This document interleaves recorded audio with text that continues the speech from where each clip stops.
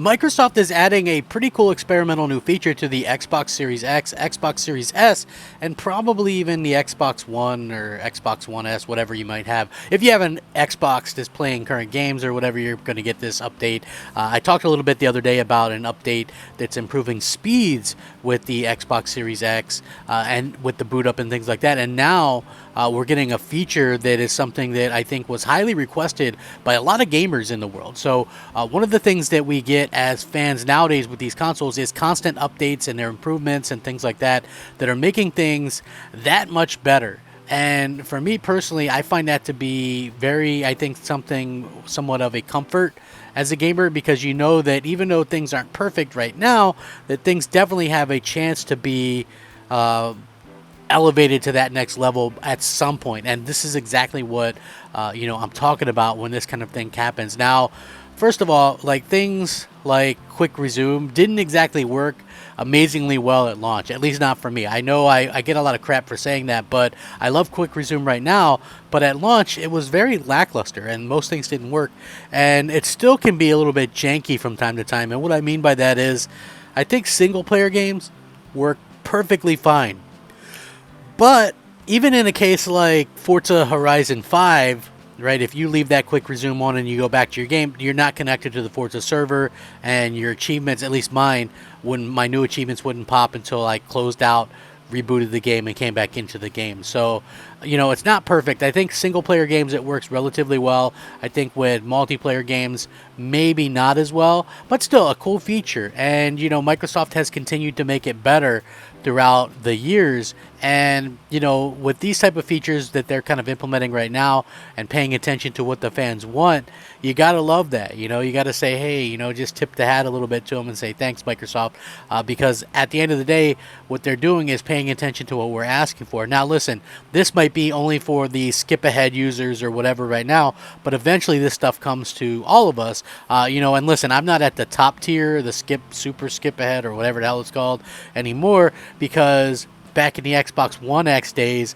I was part of the highest tier on that, and I ended up having to do the factory reset. Luckily, you could keep all your games installed on Xbox when you do that, but that happened to me a number of times where I had to do that, and it's always kind of frustrating, and you have to re-enter all the information and things like that. But I'm eager to get into what this thing is offering. Totally free update for people, and I think a lot of people are going to be excited and ecstatic for this bit of news. So let's go ahead and get into it right now. It's going to be a good video. I implore you, please like the video. It helps out tremendously. You guys don't even understand. It's really all I ask for. If you watch the video, please like the video. I try to get at least 100 on these videos. If you can get me 100 likes every day, that would be great. Thank you guys. Let's get into this video though. I know what you're thinking, but yeah, Microsoft doesn't care. They're going to go out there and go ahead and, produce a ton of great new features and things like that, which is something that I absolutely love about the console maker and the console themselves. They do a really good job of implementing things that, we kind of all ask for, and the things that really just make sense. And I think that that's really something that, strikes home for all of us, right? Like if we're all just kind of being honest about it. So with that being said, and I'm going to link this article and you guys can all check it out and let me know what you think. So Xbox is adding new symbols to the game trials in your library, specifically for games that aren't currently accessible. So you have to do, what's going on. You have to understand what's going on pretty much with Xbox and how this thing works right now. Now, I think this is a cool thing because if you're like me, like I have like 1,100 games installed on mine. So I think this is a really cool thing. So if you're a member of the Alpha or Alpha Skip Ahead Xbox Insider rings, you may have noticed some new badges appear on the tiles of your library of games. And the Xbox team has explained what these new symbols actually do. As clarified by Xbox engineer Eden Marie, these badges are intended to tell you either that a disc is required for a game to launch on your console or that you don't have a license for whatever reason. So in regards to the latter, you may see this warning symbol to indicate that the game has left Game Pass, for example, or perhaps it belongs to another user who hasn't provided you with the access to the console. Marie says that if you're not seeing the disc icon for a game that should be displaying in it, you may need to first relaunch the game. from disk before it shows up, as the disk cache has only been tracking for a year.